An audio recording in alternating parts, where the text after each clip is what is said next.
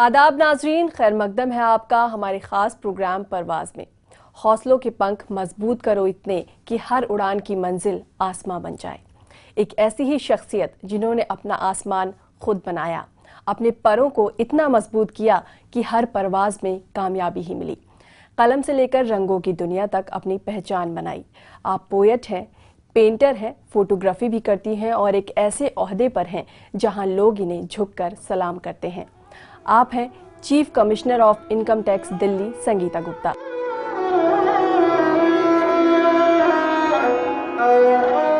हवाएं छूकर मुझे, हवाएं छूकर मुझे मेरी दुआएं तुम तक पहुंचाती, और हवाएं छूकर तुम्हें तुम्हारी खैरियत का पैगाम लाती। मेरी लोरियां सुना चांद तुम्हें सुला जब लौटता तो अक्सर मुझे दिलासे देता। तुम्हारी सौगात उसे दे आया, अब तो सो जाओ। हौले से जगा तुम्हें सूरज मुझसे कहता, उठो तुम्हारी सुबह हो गई। आपका इस्तकबाल है हमारे शो पर। Thank you. संगीता जी, सबसे पहले आपसे जानेंगे आपके बचपन के बारे में। आप कहाँ की रहने वाली हैं? आपकी पढ़ाई लिखाई सब कहाँ से हुई? मैं ईस्टर्न यूपी से हूँ और वहाँ पे एक बहुत खास जगह है कुशीनगर। वो खास इसलिए है कि महानिर्वाण हुआ है भगवान बुद्ध का, तो उस एरिया के लोगों में थोड़ा विजडम और थोड़ा एनलाइटनमेंट वाली स्पिरिट है। वो स्पिरिचुअली इंक्लाइंड लोग हैं और I consider my self lucky for that. मेरा जन्म गोरखपुर में हुआ था और शुरू की पढ़ाई भी गोरखपुर में ही हुई। कामल स्कूल है वहाँ पे, वहाँ से मैंने 10th किया। 10th करने के बाद मैं इलाहाबाद चली गई, 2 साल वहाँ मैंने कॉलेज किया। उसके बाद BHU में सारी पढ़ाई हुई, ग्रेजुएशन और पोस्ट ग्रेजुएशन मैंने पॉलिटिकल साइंस से किया। वैसे साइंस ग्रेजुएट थी, मगर सिविल सर्विसेज के लिए मेरे फ्रेंड्स सारे पॉलिटिकल साइंस ले रहे थे, तो मैंने अपना स्ट्रीम चेंज किया। तो पहले से गोल था आपका सिविल सर्विसेज? नहीं, अपने दोस्तों को देख के उसी समय डिसाइड किया। मेरे फादर का मन था कि या तो डॉक्टर बन जाओ या सिविल सर्वेंट बनो। डॉक्टर बनने में मेरा इंटरेस्ट नहीं था ज़्यादा, मुझे ब्लड को देखते ही थोड़ी घबराहट होती थी। तो फिर जब सिविल सर्विसेज देना था तो मैंने मास्टर्स फिर पॉलिटिकल साइंस से किया। मेरे क्लास में जो लोग थे वो सब BA ऑनर्स पॉलिटिकल साइंस, उनको इतना ज़्यादा आता था कि मेरे को घबराहट होने लगी कि मैं कैसे कर पाऊंगी। आप साइंस बैकग्राउंड की थी? जी हाँ, मेरे को क्लास में तो कुछ भी समझ में शुरू में आता ही नहीं था। फिर मैं गई लाइब्रेरी और बुक्स इशू कराए ग्रेजुएशन के। फिर मैंने बहुत मेहनत की MA में और as luck could have it मैंने 2 साल MA के टॉप किया। तो वहाँ पे BHU में लोगों ने ये कहना शुरू किया कि साइंस वालों को यहाँ घुसने मत देना, आ जाते हैं पता नहीं कहाँ से और हमारे और टॉप करते हैं। तो टॉप केवल इसलिए कर पाई क्योंकि मैंने बहुत मेहनत की। मेरा ये मानना है कि आप जो भी कर रहे हैं उसमें आपको अपनी मेहनत डालनी पड़ेगी। कहीं भी पहुंचने के लिए कोई शॉर्टकट नहीं है। ग्रेजुएशन करने के बाद, पोस्ट ग्रेजुएशन करने के बाद मुझे तुरंत स्कॉलरशिप मिल गई, यूनिवर्सिटी की भी, UGC की भी। मैंने PhD ज्वाइन कर लिया, इंटरनेशनल रिलेशंस के ऊपर कुछ काम करना शुरू किया। 6 महीने में मेरा एक पेपर भी पब्लिश हो गया। पर साथ साथ मुझे ये था कि सिविल सर्विसेज करना है। हॉस्टल में मेरी फ्रेंड्स जॉब के लिए अप्लाई कर रही थी, तो मैंने भी कर दिया। और करते ही, चूंकि यूनिवर्सिटी टॉपर थी और BHU में किसी को फर्स्ट क्लास मिलता नहीं था पॉलिटिकल साइंस में, तो उस बेसिस पे ही मुझे जॉब मिल गई तुरंत। तब उस समय MPhil और PhD जरूरी नहीं थी, तो उस चक्कर में मुझे गोरखपुर यूनिवर्सिटी के एक कॉलेज में जॉब मिला जो मेरी डिस्ट्रिक्ट में था, गवर्नमेंट कॉलेज था। तो I started working at the age of 21। PhD छोड़ा, फिर वहाँ चले गए। फिर जैसे आपको जॉब मिली तो क्या उसके साथ साथ, क्योंकि आपको सिविल सर्विसेज में जाना था, तो तैयारी आपकी चल रही थी? जब मैंने जॉब ज्वाइन किया तो मुझे टीचिंग, और पहले तो एक मसला ये होता था कि साड़ी कैसे पहने। आप 21 साल के होते हो, उस समय आपको साड़ी पहनने नहीं आती, खाना बनाने नहीं आता, ये सारी चीजें हॉस्टल में सब कुछ कराया मिलता है। तो वो सारे मसले थे और कुछ क्लास लेने के लिए बहुत तैयारी करनी पड़ती थी, तो 1-1.5 साल तक एग्ज़ाम दे ही नहीं पाए। फिर उसके बाद मैंने एग्ज़ाम दिया और पूरे प्रोसेस में 1 साल लग जाता है, तो फिर हो गया सिविल सर्विसेज में। तो वहाँ से रिज़ाइन करके फिर मैंने सिविल सर्विसेज ज्वाइन किया। और चूँकि मेरा इनकम टैक्स में हुआ था, तो हमारी ट्रेनिंग कॉलेज नागपुर में है, national academy of direct taxes, तो मैं वहाँ पे चली गई और फिर से पढ़ाई शुरू हुई। मुझे ना डेबिट आता था ना क्रेडिट आता था। शुरू में सबने कहा कि तुम्हारे बस का नहीं है, तुम्हें तो डेबिट क्रेडिट भी समझ में नहीं आ रहा। हर एडवर्स कमेंट को मैंने हमेशा चैलेंज की तरह लिया। वहाँ से फिर गोल्ड मेडल लेके निकले बेस्ट प्रोफेशनल का। ओवरऑल उस समय भी मैं पोइट्री लिख रही थी जी। तो कुछ अपने जो हमारे जर्नल्स होते थे, वॉल्स होते थे, उन पर लगा रहता था हमारा। कुछ कुछ लिखती रहती हाँ, थी। कुछ कुछ लिखते रहते थे। फिर आप एक बड़े ओहदे पर आ गई। इतने बड़े ओहदे पे पहुंचना एक बहुत बड़ी बात होती है। आपकी फैमिली वो कैसा रिएक्ट कर रही थी, कितना खुश थी? क्योंकि सबसे ज्यादा खुशी जो होती है कामयाबी की बच्चों की, माँ बाप को ही होती है। जी हाँ, बिल्कुल आप सही फरमा रही हैं। मेरे फादर को बहुत ज़्यादा खुशी हुई और जब मैं एग्ज़ाम दे रही थी तो मुझे ये लग रहा था पता नहीं होगा नहीं होगा, इसलिए घर वालों को ज़्यादा बताया भी नहीं। और चूंकि जॉब के साथ कर रहे थे, बड़े मुश्किल से एग्ज़ाम के आसपास मुझे छुट्टी मिली। सिविल सर्विसेज में शायद मैं अपने डिस्ट्रिक्ट से, कुशीनगर डिस्ट्रिक्ट से या देवरिया डिस्ट्रिक्ट से पहली लड़की थी जिसने क्वालिफाई किया था। तो घर वालों के साथ साथ पूरे डिस्ट्रिक्ट के लोगों को भी बहुत खुशी हुई थी। स्पेशली पेरेंट्स को तो होती ही है। आपका सबसे ज़्यादा कोई हमदर्द है तो वो आपके माँ बाप ही होते हैं। तो वो क्या कह रहे थे उस वक्त? हमारा नाम रोशन कर दिया बेटी ने, कुछ ऐसा? कुछ डायलॉग उन्होंने नहीं मारा, बस हाँ खुश थे, दिख रहा था कि खुश हैं। उसके बाद ट्रेनिंग के बाद मेरी फर्स्ट पोस्टिंग इलाहाबाद हुई और उसके बाद मैंने ट्रांसफ़र मांग कर कलकत्ता लिया और 9 साल मैंने कलकत्ता में काम किया। तो डिफरेंट असाइनमेंट्स करती रही। कलकत्ता का कैरियर, लोगों को कलकत्ता इनकम टैक्स के पॉइंट ऑफ व्यू से पसंद नहीं आता, पर मेरे लिए बहुत अच्छा साबित हुआ। मैंने वहाँ जाते ही थोड़ा बंगला सीख लिया और थोड़ी पोइट्री वगैरह का के कारण बंगाली लोगों में कल्चर्ड एक वो है, उनको आर्ट और पोइट्री वगैरह चीज़ों को पसंद भी करते हैं ऐसे लोगों को। तो मेरा टेन्योर बहुत अच्छा भी था। मैं समझती हूँ एक मेरा गोल्डन पीरियड था मेरे कैरियर का भी। संगीता जी, आपका आगे का सफ़र कैसा रहा और आपने क्या क्या किया, इन सब पर बात करेंगे, लेकिन फिलहाल अभी रुकेंगे एक छोटे से ब्रेक के लिए। ब्रेक के बाद एक बार फिर से आप सभी का खैर मकदम है हमारे खास प्रोग्राम परवाज़ में। संगीता जी, इसके बाद आपका आगे का सफ़र कैसा रहा? आप पेंटिंग भी करती हैं, क्या इसकी शुरुआत बाद में हुई या फिर पहले से एक शौक था आपको? नहीं, बचपन से मुझे पेंटिंग का भी शौक था और पढ़ने लिखने का भी शौक था। घर में पढ़ने का बहुत माहौल था। मेरे फादर खुद बहुत ज़्यादा पढ़ने लिखने वाले लोग थे, दोनों पेरेंट्स बहुत पढ़े लिखे थे, तो पढ़ना बहुत ज़्यादा रहा शुरू से ही। और अच्छी किताबें पढ़ने से ही आप अच्छा लिखने के बारे में भी सोच सकते हो। मैंने लिखना 15-16 साल की उम्र से शुरू कर दिया था। पर बुक जब आई, मेरी पहली किताब इलाहाबाद में ही पब्लिश हुई और उसका फॉरवर्ड महादेवी जी ने लिखा था। तो महादेवी वर्मा मेरी बहुत बड़ी एकदम रोल मॉडल थी पोइट्री के लिए। तो जब मैं उनसे मिलने गई तो मैंने कहा कि मैंने कुछ कविताएं लिखी हैं, मैं अपना मैन्युस्क्रिप्ट आपके पास लेके आई हूँ, अगर आप इसकी भूमिका लिख दे तो उन्होंने छूटते कहा कि तुम इनकम टैक्स में काम करती हो तो मैं भूमिका नहीं लिख दूंगी, मैं जो पहले तुम्हारी कविताएं पढ़ूंगी। मेरी तबीयत भी बहुत ख़राब है, अगर मुझे ठीक लगेगा तभी मैं लिखूंगी। तो मैंने कह दिया कि अगर आपको ठीक नहीं लगेगी तो मैं ये कविताएं किसी बॉक्स में बंद करके रख दूंगी, इनको कभी नहीं बुक फॉर्म में निकालूंगी। तो कुछ दिनों बाद उन्होंने फ़ोन करके बुलवाया और कहा कि तुम्हारी कविताएं अच्छी लगी और तुम्हारे अंदर एक कवि है, बीच बीच में लिखना छूट भी जाए तो हमेशा के लिए मत छोड़ देना। तो शायद वही एक इंस्पिरेशन है। जब भी बीच बीच में लंबे गैप्स हो जाते हैं, किताबें नहीं भी आती हैं, पर अब मेरी 10 किताबें हैं। बंगला, इंग्लिश, जर्मन, ग्रीक, डोगरी, कई भाषाओं में किताबों का अनुवाद हुआ है, तो अच्छा लगता है। एक जो कलाकार होता है वो बड़ा ही नरम दिल होता है, और एक ऑफिसर की बात करें, किसी ऐसे ओहदे पे बैठे हुए ऑफिसर की, तो वो बहुत कड़क होता है और होना भी चाहिए। अगर कड़क नहीं होगा तो काम कैसे बनेंगे? जी हाँ। तो आप ये दोनों चीज़ों को बैलेंस कैसे करती हैं? कभी स्टाफ के साथ नरम दिल होती हैं?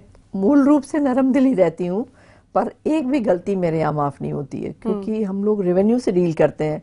एक गलती का मतलब सरकार का बहुत बड़ा नुकसान। अगर आप अपने दफ्तर में और अपने काम में बहुत ईमानदारी नहीं बरतोगे और उसको 100% कमिटमेंट से नहीं करोगे तो बाकी कुछ भी और लाइफ में मिल नहीं सकता।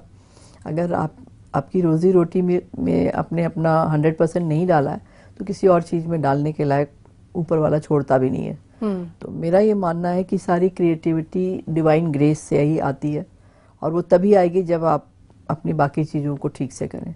तो जब मैं जॉब करती हूँ तो 100% ऑफिसर होती हूँ, और जब अपने घर पे होती हूँ तो 100% पोएट पेंटर और एक मदर होती हूँ। आजकल की इतनी भाग दौड़ भरी जिंदगी है, अगर हम अपनी ही बात करें, बहुत ज़्यादा थक जाते हैं, घर जाते हैं तो मन करता है हम किसी से बात भी ना करें। तो आप इतना सारा काम करने के बावजूद, एक कड़क आप ऑफिसर हैं और मुझे ये भी पता है कि आप बहुत ज़्यादा काम करती हैं, तो इतना सारा काम करने के बाद आपको कैसे टाइम मिलता है कि आप कुछ लिख सकें या फिर कुछ पेंट कर सकें? ऐसा है कि हर दिन नहीं भी लिखा जाता, हर दिन पेंट नहीं भी होता है, पर जब मैंने कोई काम वीकेंड में शुरू किया है तो वो काम मुझे खींचता है।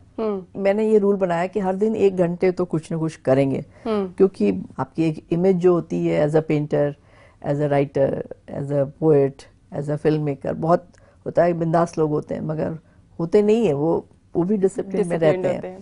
तो मेरा ये मानना है कि डिसिप्लिन, बेसिक इंटेलिजेंस सबकी बराबर ही होती है, बस जो हार्डवर्क कर ले और डिसिप्लिन में रहे वही आगे बढ़ पाता है। पेंटिंग भी करती हैं, एब्स्ट्रैक्ट आर्ट आप ज़्यादा करती हैं, तो उसके बारे में थोड़ा सा बताइए, किस तरह की आर्ट है? क्योंकि अगर हम देखें नॉर्मली तो एब्स्ट्रैक्ट आर्ट बहुत ज़्यादा लोगों को समझ नहीं आती है। जी, ऐसा है, जब मैंने पेंट करना स्टार्ट किया था तो मैं भी एब्स्ट्रैक्ट नहीं कर रही थी, मैं लैंडस्केप कर रही थी, पोर्ट्रेट्स कर रही थी, और मेरी पहली एग्जीबिशन 95 में कलकत्ता में ही हुई। मदर टेरेसा ने उसको इनॉग्रेट किया, पर धीरे धीरे मेरे काम से लोग गायब होने लगे, पेड़ पौधे, फूल पत्ती जो अपने शेप में हैं वो सारी चीज़ें टूटने लगी, और मेरे अब काम में आपको फिलॉसफी ज़्यादा दिखाई पड़ेगी। उसके पीछे मुझे लगा कि मैंने अपने आप से सवाल किया कि मैं पेंट क्यों करना चाहती हूँ, मैं आर्टिस्ट क्यों हूँ। मेरे आर्टिस्ट बनने का मेरे पास टाइम भी नहीं है, थकान भी है, सब कुछ है, तो मैं आर्ट क्यों करती हूँ। तो मेरे को ये समझ में आया कि मैं आर्ट अपने आप को लिबरेट करने के लिए करती हूँ, अपनी फ्रीडम के लिए करती हूँ। तो मैंने देखा कि जब मैं एब्स्ट्रैक्ट करती हूँ, अब मैं आपका पोर्ट्रेट नहीं बना रही हूँ, तो मुझे मेरे पर ये टेंशन है ही नहीं कि तरन्नुम का फेस सही बना या नहीं बना। कोई सेट पैरामीटर नहीं है, कोई रंग भी मैं पहले से तय नहीं करती हूँ, स्पॉन्टेनियसली कलर उठाती हूँ और उससे प्ले करती हूँ, तो एक बहुत सुकून मिलता है उससे। तो एब्स्ट्रैक्ट करने का रीज़न ये है। दूसरा, एब्स्ट्रैक्ट हम समझना नहीं चाहते हैं जी, क्योंकि हम किसी भी चीज़ के सामने थोड़ी देर खड़े रहने के लिए भी का भी धैर्य इंसान के पास नहीं है। जब आप पेंटिंग के पास खड़े होंगे और वो अपने आप आपसे बात करेगी, और वो रंग आपसे बात करेंगे, और वहाँ भी एक कोई माशाल्लाह वहाँ भी कोई पोइट्री और नज़में आपको दिखाई पड़ेंगी, सुनाई पड़ेंगी, पर उतना धैर्य रखना पड़ेगा, उसके सामने खड़ा होना पड़ेगा, थोड़ा वक्त बिताना पड़ेगा। इट्स अ विजुअल डिलाइट, आपको आंखों को और दिल को सुकून पहुंचा रहा है, तो पेंटिंग का मकसद पूरा हो गया। जी, संगीता जी, आप फोटोग्राफी भी करती हैं, आपने डॉक्यूमेंट्री भी बनाई है 4, इन सब के बारे में बात करेंगे, जानेंगे आपसे, लेकिन फिलहाल अभी रुकेंगे एक छोटे से ब्रेक के लिए। ब्रेक के बाद एक बार फिर से आप सभी का खैर मकदम है हमारे खास प्रोग्राम परवाज में। संगीता जी, आपने बीच में नाम लिया मदर टेरेसा का, तो मदर टेरेसा और अब्दुल कलाम जैसे लोगों के साथ, ऐसी बड़ी शख्सियत से आप मिली, उन्हें जानने का आपको मौका मिला, हमें कुछ ऐसा बताइए उनके बारे में जो हम अभी तक नहीं जान पाए हैं, क्योंकि करीब से जब आप किसी को जानते हैं तो कुछ नई चीज़ आपको मिलती है। मदर टेरेसा की तो प्रेजेंस ऐसी थी कि जैसे आपके पूरे बॉडी में कोई इलेक्ट्रिक करंट पास कर दे, उनकी अपनी इतनी अच्छी ऑरा थी। मैं पहली बार उनसे मिली, उसके बाद मैं लगभग हर हफ्ते उनके पास जाती थी, और वो किसी भी से कुछ भी काम लेने की कैपेबिलिटी उनमें थी। तो मान लीजिए कि मैं उनके साथ बैठी हूँ और कोई आया और वो हिंदी में बात करे या कुछ ऐसा पूछे जो उनकी समझ में नहीं आ रहा है, तो वो बोलती थी तुम मेरी इंटरप्रेटर हो, वो क्या बोल रही है तुम मुझे बताओ और मैं जो बोल रही हूँ उसको हिंदी में बता दो। जब मैंने उनसे कहा कि आप मेरा शो इनॉग्रेट कर दें, तो पहले तो थोड़ा वो उन्होंने कहा, मैंने कहा मैं सारा पैसा चैरिटी के लिए दे दूंगी। उन्होंने कहा मेरे पास इस समय पैसे की कोई कमी नहीं है, सब कुछ अच्छा चल रहा है, तुम किराए को दे दो, वो छोटे बच्चों के लिए एक सेंटर बनाना चाहते हैं। तो मैंने कहा ठीक है। तो पहली एग्जीबिशन जब हुई तो मदर टेरेसा आई, और जब मैं उनको लेने गई तो वो जो कपड़े पहनती थी उसमें साड़ी में 4 छेद, एक झोले में 2-4 कागज रख के ऐसे जाती थी। तो मैंने ऐसे उनकी तरफ देखा तो बोली, जैसे एक ह्यूमन बात होती है, तो उन्होंने कहा कि मेरे कपड़े खराब लग रहे हैं क्या, मैं चेंज करके आऊं? तुमने कहा नहीं mother, it's all right, you are looking fine, you are looking as beautiful as ever. तो उन्होंने कहा नहीं, मैं सोच रही हूँ ये सामने सामने छेद है, मैं चेंज करके आऊँ। तो उनका भी एक ह्यूमन एंगल होता है। तो जब हम लोग लौटने लगे तो उनको जो भी कोई फ्लावर्स वगैरह देता था, तो कभी भी उनको रहता था कि किसी भी फूल की दुकान पे इसको रोक के हम ये सारे फ्लावर्स वहीं पे वापस कर देंगे। तो हमने कहा क्यों? तो बोली नहीं, मैं उसे कहूंगी कि इसके जो भी पैसे दे दो, उससे चावल खरीद के 2 लोग को खाना मिल जाएगा। तो उनकी सोच इतनी बड़ी थी कि मैं इन फूलों का क्या करूंगी, अगर किसी दो नीडी लोगों का पेट भर जाए वो बेटर है। तो कुछ उन्होंने दूध के पैकेट लिए, कुछ चावल लिया, मतलब किसी को दे देंगे जो वहाँ पे जिनको जरूरत है। तो ये बड़ी सोच है। फूल की दुकान पे अगर मदर टेरेसा जाके फूल वापस करें तो हमने कहा कि ये तो तुम ऑक्शन कर सकते हो अब, है ना, कि उन्होंने छुआ इन फूलों को जी। तो ये उनका जज्बा होता है। ऐसे ही कलाम साहब को जब मुझे एग्जीबिशन करवानी थी, तो इनॉग्रेट कराना था, तो मैं उनको पर्सनली नहीं जानती थी। मैंने उनको एक ईमेल लिखा, मैंने कहा सबसे पूछते तो बोले ये अपॉइंटमेंट लो, वो अपॉइंटमेंट, मैंने सीधे डायरेक्ट उठाया और उनको ईमेल कर दिया। 2-3 दिन के अंदर उनका जवाब आ गया। उन्होंने कहा कि मैं तुम्हारे एग्जीबिशन इनॉग्रेट करना चाहता हूँ क्योंकि तुम चैरिटी के लिए कर रही हो। ये बात कब की है? ये 2013 की है।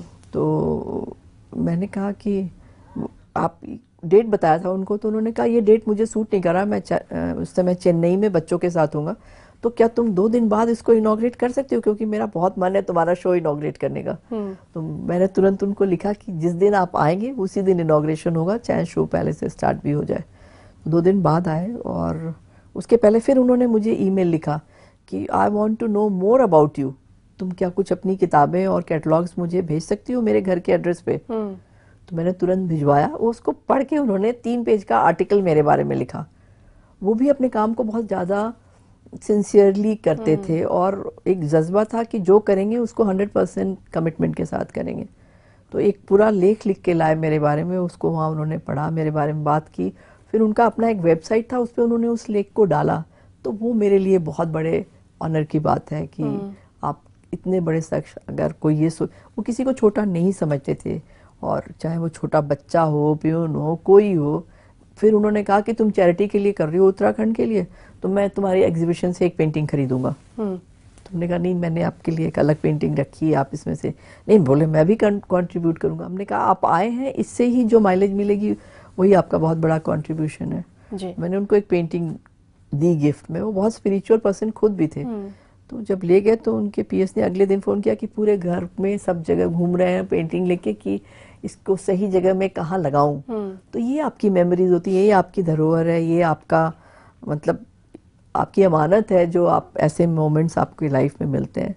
संगीता जी, जिस ओहदे पर आप हैं, क्या कभी आपको वहाँ बैठकर औरत होने का एहसास हुआ? हाँ, कभी कभार हुआ है। जनरली मेरा डिपार्टमेंट जो है वो बहुत जेंडर न्यूट्रल है, क्योंकि इतना टेक्निकल जॉब है और आप इतने हाईली ट्रेंड होते हो उसके लिए, और बीच बीच में बहुत सारी ट्रेनिंग करते हो। तो by and large department discrimination नहीं करता है। पर किसी भी लेवल पे, एकदम टॉप मोस्ट लेवल पे जाकर कहीं ना कहीं कभी कभी ऐसा महसूस हुआ है। मेरे साथ तो नहीं हुआ है, मगर किसी और बहुत सारे औरतों के साथ मैंने देखा कहीं कहीं पे 19-20 का फर्क पड़ ही जाता है। अच्छा, कहीं का फील हो ही जाता है कहीं ना कहीं, चाहे आप किसी भी ओहदे पर। तो उसका मैंने एक वो निकाला। शुरू से ही मैंने सोचा कि जब आपके अंडर 100-200 सब आदमी काम करते हैं और आप ही एक अकेली औरत होती हो, तो शुरू में लोगों को, आज नहीं, मैं 30 साल पहले की बात कर रही हूँ, तो लोगों को बड़ा बुरा सा लग जाता था कि अरे एक नई लड़की आई है 22-23-24 साल की और हमारे पर शासन कर रही है, हमसे बता रही है नहीं ऐसे होगा। तो कभी कभी लोगों को बुरा लगता था। पर मैंने सोचा कि मैं एक तो बहुत ह्यूमन अप्रोच रखूंगी, उनकी पर्सनल चीज़ों में इन्वॉल्व होकर उनकी कोई प्रॉब्लम है तो तुरंत सॉर्ट आउट कर दूंगी, और दूसरा अपने काम को औरों से 100 टाइम्स बेटर करके रख दूंगी, ताकि उनके मन में औरत के लिए थोड़ी इज्जत आ जाए। संगीता जी, आपने कुछ डॉक्यूमेंट्रीज भी बनाई है, इनके बारे में बताइए। किस तरह की डॉक्यूमेंट्री है, किनके ऊपर आपने बनाई है और क्या आपकी इंस्पिरेशन रही? मैं हमेशा केशव मलिक को, जो एक बहुत बड़े इंग्लिश पोएट हैं और खुद बहुत बड़े आर्ट क्रिटिक, पिछले उन्होंने अपने जीवन का कम से कम 6 डिकेड्स 60 साल आर्ट क्रिटिसिज्म में लगाया था। तो जब मैं दिल्ली नई आई थी तो एक एग्जीबिशन, पहली एग्जीबिशन जो 3rd थी मेरी सोलो, वो इत्तेफाकन उनसे इनॉग्रेट कराया। तो हमारी बातचीत जब हुई तो मैं नई आई थी, मुझे पता नहीं था कि इनकी कौन सी इतनी बड़ी हस्ती है। सारे आर्टिस्ट उनसे घबराते थे, उनको बहुत हाई पेडेस्टल पे रखते थे। और मैंने जब उनसे बात की तो घंटों खड़े होकर बात की, और मुझे ये, उनको ये महसूस नहीं हुआ कि वो मेरे पर्सनालिटी से कहीं वो मतलब इतनी वो है कि वो दब जाए या ऐसा नहीं। तो एट पार बात करने की मेरी आदत सी थी, तो वो उनको भी अच्छा लगा। तो हम दोनों में एक बहुत अच्छा क्रिएटिव रिलेशनशिप रहा। तो मेरे को बाद में लगने लगा कि केशव की बहुत ज़्यादा उम्र हो रही है और इनके बारे में हमने कोई डॉक्यूमेंटेशन नहीं किया है। तो मैंने उस समय दूरदर्शन में थे शरद दत्त जी, तो उनसे रिक्वेस्ट की कि प्लीज़ आप इनके ऊपर एक फिल्म बना दें, मैं प्रोड्यूस कर दूंगी, क्योंकि मेरा एक ट्रिब्यूट होगा अपने मेंटर के लिए। तो उन्होंने कहा हाँ ठीक है, कर लेंगे, मगर वो उनको टाइम मिलता नहीं था। तो फिर उन्होंने कहा तुम स्क्रिप्ट के बारे में थोड़ा सा लिख लो, वो मैंने कर लिया। फिर उन्होंने कहा उनके फोटोग्राफ्स चुन लो। ऐसे करते करते सारा काम मैंने कर लिया, शूट रह गया। फिर भी वो टाइम नहीं दे पा रहे थे। तो एक दिन मैं अपने बेटे के साथ किरण नादर म्यूजियम में गई। वहाँ कुछ आर्टिस्ट लोगों ने फिल्में बनाई थी छोटी छोटी, वो दिखा रहे थे। तो मेरा बेटा बोला ये फिल्में देखने के बाद तो लग रहा है कि ये फिल्म तुम्हें खुद ही बना लेनी चाहिए। अगर वो टाइम नहीं दे पा रहे हैं और तुम्हें टेंशन हो रहा है तो तुम खुद क्यों नहीं ट्राई कर लेती हो। तो मैंने कहा मैं तो टेक्निकली क्वालिफाइड नहीं हूँ शूट करने के लिए। तो बोला तुम्हें फोटोग्राफी तो आती है, तुमने एक छोटा सा कोर्स किया हुआ है। मैंने कहा फिल्म मेकिंग का तो नहीं किया हुआ, ना मेरे पास टाइम है। तो बोला बनाओ, और किसी को नहीं पसंद आएगी तो तुम्हें तो पसंद आएगी। तो फिर मैंने किया, मेहनत से मैंने कभी मतलब मुंह नहीं मोड़ा है। तो उसके कारण बन गई फिल्म। उनके बर्थडे पर रिलीज हो गई फिल्म। कुछ ठीक ठाक ही बनी थी, हालांकि टेक्निकली उसमें साउंड नॉइज था, वो सब बाद में सुन के क्रिटिसिज्म मैंने उसको सीखा, उसको भी दूर कर लिया। फिर वो किरण नादर म्यूजियम में दिखाई गई और फिल्म इतनी पॉपुलर हुई। DD Bharati, Lok Sabha TV, Rajya Sabha TV, सब जगह चली। और केशव के लाइफ टाइम में Indira Gandhi national centre for arts, India international centre, Lalit Kala academy, India के बाहर कई जगहों पे वो फिल्म दिखाई गई, क्योंकि उनकी एक हस्ती थी, उनका एक मुकाम था। फिर मैंने केशव के ऊपर एक छोटी फिल्म और बनाई और फिर तीसरी फिल्म भी बनाई। अच्छा। तो केशव के ऊपर मेरी 3 फिल्में हैं। मेरा ये मानना है कि सारी ऊपर वाले की इनायत है। उसके बाद और कई फिल्में बनाई हैं। कोशिश करें, कामयाबी मिलती है। जी हाँ। संगीता जी, आप इतनी कामयाब हैं जिंदगी में। आपने फोटोग्राफी आप करती हैं, पेंटिंग आप करती हैं, पोइट्री आप करती हैं, इतने बड़े ओहदे पर हैं और डॉक्यूमेंट्री भी बना चुकी हैं। तो अब जिंदगी में और क्या करना है, आगे कहाँ तक जाना है अपने आप को लेकर? मैं सोचती हूँ कि जब तक मेरी बस एक ही इच्छा है कि मैं जब तक जिंदा रहूं मैं कुछ क्रिएटिव कर सकूं और मेरी हेल्थ ठीक रहे। मेरी हेल्थ ठीक रहेगी तो मैं बहुत सारे काम कर पाऊंगी। संगीता जी, आप इतना बिजी रहती हैं, उसके बावजूद आप हमारे स्टूडियो में आई, इतना वक्त आपने हमें दिया, अपनी ज़िंदगी के बारे में इतनी सारी बातें बताई। आपका यहाँ आने के लिए बहुत बहुत शुक्रिया। मैं भी आपको शुक्रिया अदा कर रही हूँ, इसलिए कि आपने मुझे ये मौका दिया। दूसरा, शायद इस प्रोग्राम को देख के कुछ छोटी बच्चियाँ इंस्पायर हों कि औरतें भी कहीं भी पहुँच सकती हैं, अगर उनमें हौसला होगा, उनमें मेहनत करने की ताकत होगी और डिसिप्लिन होगा तो कोई भी काम असंभव नहीं है। मंजिलें भी हैं और रास्ते भी हैं और उस पर चलना भी। आज परवाज में इतना ही, फिर किसी ऐसे ही ताबिंदा सितारे के साथ आपकी मुलाकात करवाएंगे। फिलहाल हमें दीजिए इजाजत और आप देखते रहिए ETV उर्दू।